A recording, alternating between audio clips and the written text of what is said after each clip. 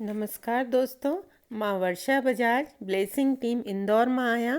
अॼु असां कर्म सिद्धांत जो 3 अध्याय शुरू था कयूं। जेसी ताईं ज्ञान रूपी कवच तव्हां सां गॾु न हूंदो तेसी ताईं विज्ञान द्वारा धोखो खाइण जी वधीक संभावना हूंदी आहे। विज्ञान हिकु समुंड जहिड़ो आहे। हुन मां हिकु बाल्टी पाणी भरे करे असां सोचूं कि असां सॼे समुंड खे सुञाणे वरितो आहे। इहो असांजो अज्ञान आहे। समुंड जे बारे में तव्हांखे केतिरी बि ख़बर हुजे पर उन मां कुझु भाग ई सच हूंदो, पर पूरो सच नथो थी सघे। इहे ई असां विज्ञान ग्रहण ऐं प्राप्त कंदे ऐं विज्ञान खे जमा कंदे समय में आख़िरी सच ताईं पहुचण ताईं कोई बि हिकु निर्णय न खणी करे ॾाढो ई सचेत रहणु खपे। असांखे जेतिरो मालूम आहे ओतिरो ई माण्हुनि खां चर्चा कंदे समय मार्गदर्शक ठही करे सलाह ॾेई था सघूं। अगरि कोई प्रश्न पुछे ऐं तव्हांखे उन प्रश्न जो उत्तर पतो कोन्हे ऐं उहो तव्हांजे ज्ञान जे दाइरे खां ॿाहिरि हुजे त इन प्रश्न जो उत्तर मूंखे पतो कोन्हे ऐं मां इन जो उत्तर कोशिश करे ॼाणी करे तव्हांखे ॿुधाईंदुमि, इहो चवणु खपे।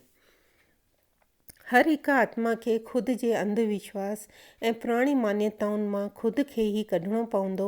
असां पंहिंजे विश्वास वारे सत्य जे बारे में ऐं मालूम थियल विषयनि जे बारे में विस्तार सां ॿुधाए सघूं था, न त व्यवहार में बि ॾेखारे था सघूं। बसि एतिरो ई ॿुधाइणो आहे, हो असांजे मार्ग में पुठियां अचे, इहा ज़बरदस्ती करण जो असांजो कोई हक़ कोन्हे। सचो मार्ग, सचो रस्तो योग्यता जो सृजन करे आकर्षण जी शक्ति सां सभिनी खे आकर्षित कंदो आहे। हो ख़ुदि ई तव्हांजे रस्ते ते अचे इन योग्य ठाहे सघंदो आहे। इन करे कंहिंखे बि स्वीकृत कराइण जी कोशिश न कयो। तव्हांजे द्वारा चुनियल मार्ग जी सुठाई ऐं दक्षता जे बारे में ई सिर्फ़ु ॿुधायो। हिन खे असां हिकु उदाहरण सां स्पष्ट कंदासीं। 4 अंधा ऐं हिकु हाथी जी कहाणी। चारई माण्हू हाथी जे हिकु भाग खे स्पर्श करे कि हाथी कीअं आहे उहो अलॻि अलॻि सोचनि था। सभिनी खे ॿुधाइण ते ॾिठो वञे त हाथी जे हिकु भाग ताईं सभिनी सही ॿुधायो आहे, इहो चई सघूं था। परंतु वास्तव रूपी हाथी जी संपूर्ण आकार जो विवरण इहे करण कहीं पूरे सच जो हिकु भाग ई अनुभव पाए करे सोचनि था कि इहो ई पूरो सच आहे। इन करे अॼु बि अधिकतर माण्हू ॿियनि जे द्वारा पतो थियल सच खे मूल्य न ॾेई करे ख़ुदि पंहिंजे द्वारा ई ज्ञात विषयनि खे सच सम्झनि था।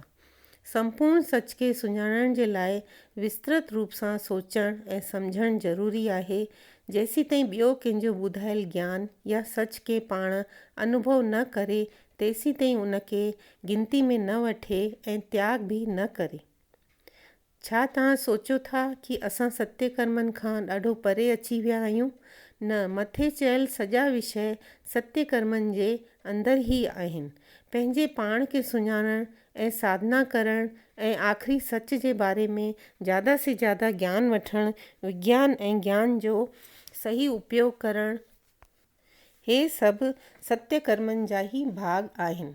किंतु मथे जेके विषयनि खे असां ॼाणियो आहे ऐं असां कीअं उन्हनि जो उपयोग कयूं था, सत्य कर्मनि सां जुड़ियल हिन बंधननि सां असांजी आज़ादी जो निर्णय थींदो आहे। लगातार कयल सुठा कर्म ध्यान सां माण्हू में आशा धारण विज्ञान जी उपलब्धि थींदी।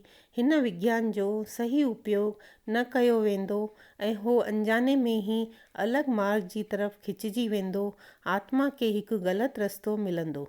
यदि माण्हू जो वॾो दृष्टिकोण न हुजे त हो पंहिंजी खोज सां ई विषय ई सच आहिनि, अहिड़ी ग़लति धारणा सां ॿियनि सां गॾु झगड़ो कंदो ऐं पंहिंजे अनुभव सां वधीक खोज में लॻी वेंदो ऐं उहे उनखे ॾाढा मिली बि वेंदा।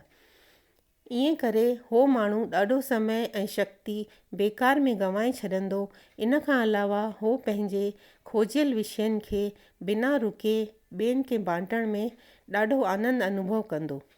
ज्ञान जी चर्चा करण ऐं बांटण इहो बुरो कोन्हे, लेकिन तव्हांजो वीचार ई सच आहे, इहो दृढ़ता सां व्यक्त करण कि असां ई सभिनी खां महान आहियूं। जेको माण्हू इहो सोचंदो आहे उहे अहंकारी आहिनि। इन करे कोई बि आख़िरी सच खे ॼाणे बिना मुंहिंजो मार्ग ई अंतिम मार्ग आहे, इन ते वाद विवाद न कजे। तव्हां जेसी ताईं ज्ञान पातो आहे, बसि ओसी ताईं माण्हुनि खे मार्गदर्शन कयो। परमानंद ही आख़िरी अवस्था आहे। परमानंद संतोष खां बि उच्च स्थिति आहे। उन जी तुलना कंहिंसां बि नथा करे सघूं। सर्वम खलविदम ब्रह्मा, इन ही भावना में रहण ही चरम स्थिति आहे। सभु कुझु हिन पल में ऐं हमेशह लाइ आहे। इन करे आख़िरी स्थिति ताईं पहुचण लाइ हर हिक खे जागरूकता सां रहणु खपे। यदि तव्हांजो कहिड़े बि सत्य सां सामनो थियो आहे, तव्हांखे रोज़ ज़्यादा सां ज़्यादा ज्ञान प्राप्त कंदे हुए ग़लति अज्ञान खां परे रहणु खपे। अगरि तव्हां ग़लति फहमी या ग़लति समझ खे जॻह ॾींदा ऐं प्राप्त थियल ज्ञान सां रक्षा न कंदा त जेको बि रस्ते ते हलंदा त तव्हां उन्हनि जी प्रगति में अवरोधक ठही वेंदा। इन करे पंहिंजे अभ्यास जे लाइ ॿियनि खे ग़लति ज्ञान जो निशानो न ठाहियो, न त इहो सिखण जे लाइ वरी खां जनम वठिणो पवंदो ऐं वधीक महिनत करे सूक्ष्म सच जो विस्तार में प्रचार करणो पवंदो।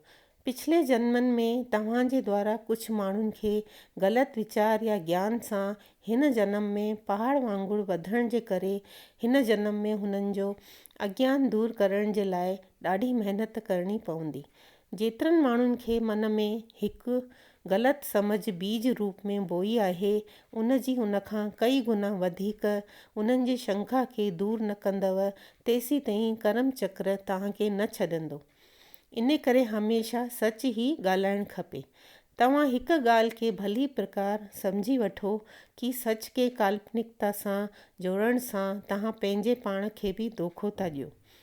आध्यात्मिक उन्नति टिनि विषयनि सां जुड़ियल आहे: ॼाणणु, ॾिसणु ऐं अनुभव करणु। हिकु स्तर ताईं पहुचण खां पोइ सत्य ऐं असत्य में अंतर पतो पवंदो। उन खां पोइ सच खे ग्रहण करे पाईंदा। पर जेसी ताईं तव्हां सत्य खे अनुभव न कंदव, तेसी ताईं इहो न सम्झो कि तव्हां आख़िरी लक्ष्य ताईं पहुची वियव।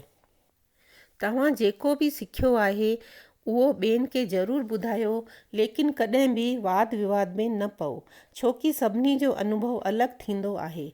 हर हिकु अनुभव आत्मवृद्धि में मदद कंदो आहे। सभिनी विषयनि खे ॿुधंदे ऐं वॾो नज़रिए रखंदे, सच खे ॾिसंदे, अनुभव कंदे अभ्यास करे सघंदा। कंहिं बि स्थिति में पंहिंजे विज्ञान खे ॾिसी गर्व न करणु खपे। आध्यात्मिक रस्ते में मुंहिंजे द्वारा ज्ञान विज्ञान ज़रूरी माण्हुनि खे उपयोगी थी सघे त ॾाढी ख़ुशी थियणु खपे। हमेशह इन तरह जो भाव रखणु खपे। हिकु स्तर ताईं पहुचण खां पोइ कुझु माण्हू इहा भावना रखंदा आहिनि कि सभिनी खां परे अकेले में एकांत में वञण सां उन्हनि जी उन्नति जल्दी थी वेंदी। इन ॻाल्हि में कोई शक कोन्हे कि सांसारिक विषयनि खां परे ॿी जॻह ते पंहिंजे आत्मनिरीक्षण में सहायता थींदी, परंतु उन्हनि खे इहा ॻाल्हि बि यादि रखणु खपे कि कुझु उन्नति खां पोइ विज्ञान जी कोई उपयोगिता न रहंदी आहे। आध्यात्मिक प्रगति जे रस्ते में हिकु स्तर ताईं पहुचण खां पोइ उन्हनि जे हृदय में प्रेम, अनुराग ऐं दया सां भरियल हुजण ऐं जे कारण ॿियनि जी सहायता करण जी इच्छा थींदी। ख़ुदि खे जो अनुभव ख़ुशी, शांती, आनंद पातो आहे, संसार जो हर हिकु माण्हू हिन जो अनुभव करे, इहो सोचे करे ऐं संकुचित वीचारनि खे त्याग करे सभिनी सां गॾु ॻाल्हाईंदे उन्हनि खे सही सलाह ॾेई प्रगति जे रस्ते ते उन्हनि खे बि हलाइणु शुरू करे छॾंदा आहिनि। पहिरीं बि महान मास्टर्स थिया आहिनि। पृथ्वीलोक में जनम मरण चक्र खे पार करण खां पोइ ॿियनि लोकनि में बि आत्मा अभिवृत्ति अवकाश आहे। आध्यात्मिक प्रगति जे अनुसार आत्माऊं पंहिंजे पंहिंजे योग्यता अनुसार सूक्ष्म लोक में पहुची वेंदियूं आहिनि। कहिड़ियूं बि ग़लति फहमियूं ऐं असत्य जी वजह सां अलॻि अलॻि आत्म समूहनि में असुविधाजनक स्थिति पैदा थी। इन विषयनि ते ध्यानु करणु खपे। इहे न सोचणु खपे कि असां सत्य कर्म जे विषय खां परे था वञूं। असांजे द्वारा चर्चित हर हिकु विवरण सत्य कर्म सां ई जुड़ियल आहे।